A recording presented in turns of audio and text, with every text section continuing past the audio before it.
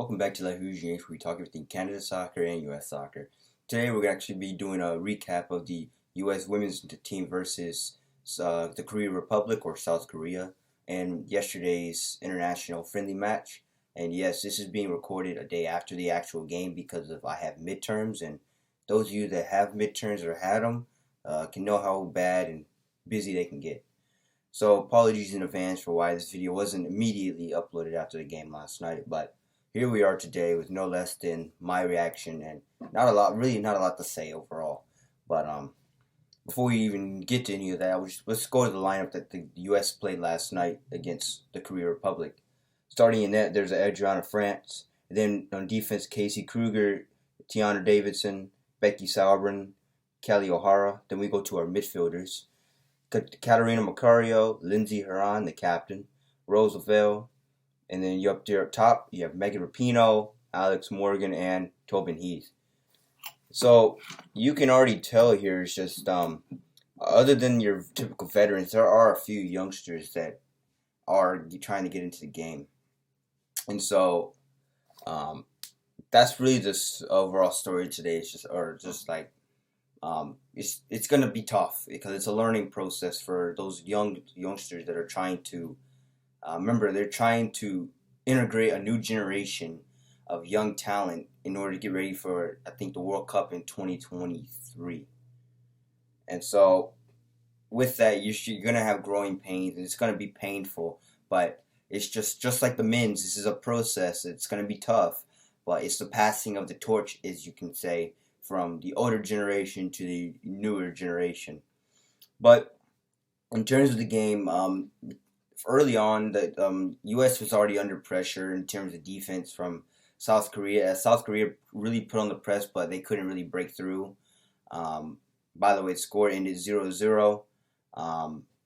So no goals to talk about here.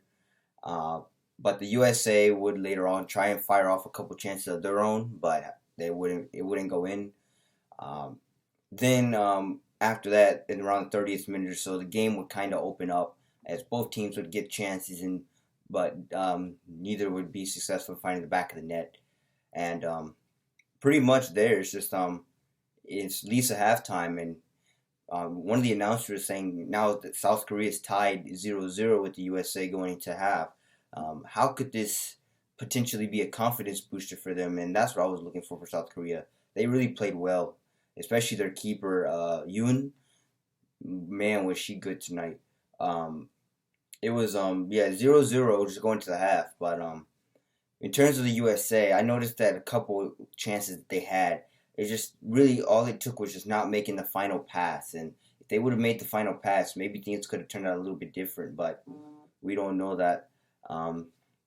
But yeah, just in terms of the USA, just need to make the final pass, and maybe things would have gone better for them, but unfortunately, it's a result that we all know happened. No goals were scored, so not really a chance there. But in the second half, the USA does come out swinging with chances of their own, but neither go in. They do make the final pass, but just once again, Yoon coming up big for South Korea, and all credit to her for her performance yesterday's night, and just she kept South Korea in the game all night long, and really, I mean, she was good. But then the USA later on, as the game goes on, South Korea would then sit back more and try and defend rather than go into kind of a low block and spring off the counter, and rather than trying to do what they did early on. So going on to in the second half, the USA once again was faced with a low block situation, which was difficult to break down, especially with a good keeper in the net for South Korea. So just once again, that low block, and even with the men's team, I noticed that against Costa Rica in their CONCACAF World Qualifier campaign, they faced a couple teams that have low block, and just can't beat them. So, but nevertheless, the U.S. women's can't make a final push. The score ends 0-0. USA, of course, will be disappointed with this, as they felt that they could have broken through at least once, but South Korea. Really happy with this, but it's important to know that the USA, this is all part of the process. It's a training process. This is a transitional process, right? We're going from old to young. it's gonna be tough, right?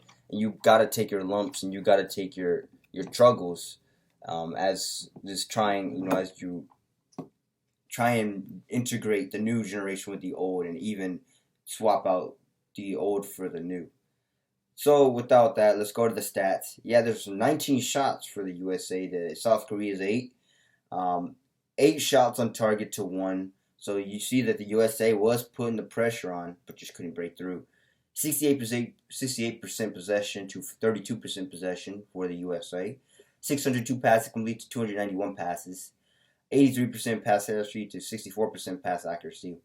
9 fouls to 8, 1 yellow card to none, no red cards, 1 offside to none, and 6 corners to 2.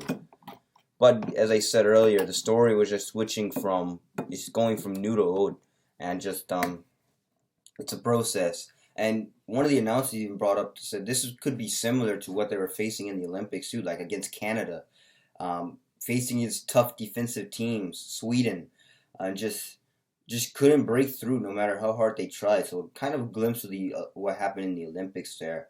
But nevertheless, we see again tonight with South Korea. But this time, I don't know. I think in the Olympics it was more so you had a veteran squad, but this time with the friendlies, you can integrate a couple other stuff. So this is a chance for your youngsters and your new generation to really improve and really get better and really make their stake and their claim into the national team and show us what's to come in the future.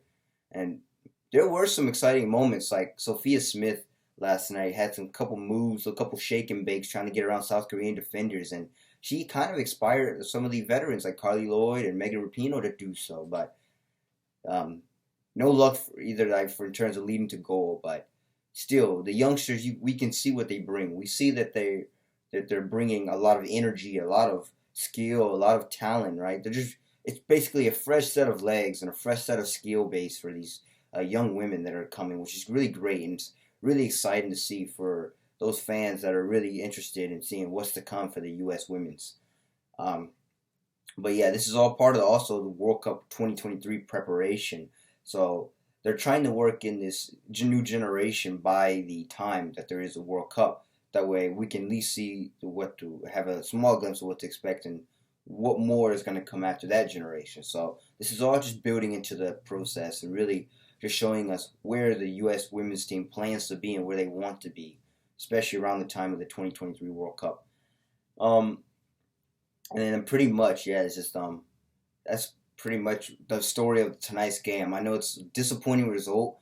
The USA wanted to win, but we just got to remember that they do play them again on the 26th, so in a couple of days from now, they do play them again in Minnesota at the beautiful Allianz Arena, home of Minnesota United of the MLS, and that's hopefully it's going to be a good sight to see. Tonight was a good sight, or yesterday night was a good sight to see for Sporting KC Stadium in Kansas City, Kansas.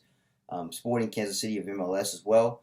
Good stadiums, and it's just good to see U.S. national teams playing in physical soccer, football stadiums rather than American or gridiron football stadiums as they used to, which is something I really enjoy watching, in terms of watching both national teams play, which is good. But in terms of just, as I said, passing of the torch, we got to go from old generation to young generation, and it's just going to be a process, a long process. This doesn't happen overnight. So, yes, I mean, they have been successful in the past with the Olympics and the World Cup, but as every soccer player is, like Carly Lloyd, as every footballer, soccer players, or even professional athletes in general, that time will come where it's just unfortunate. It's time to move on. And in this case, that's what we're seeing with a lot of veterans, like Megan Rapinoe is considering retirement. Carly Lloyd is going to retire. And Alex Morgan may be coming very, very soon in terms of her retirement. So a lot of veteran players here really, really on that time, approaching that time where they're going to have to, in a way, just give it up and just move on with their life and try something else. So, but that's part of sports and that's part of everything, right? People come and go, and just that really allows for a new generation to bloom. And that pretty much does it for this video. If you like this video, make sure you like it, share, subscribe it, tell all your friends about it.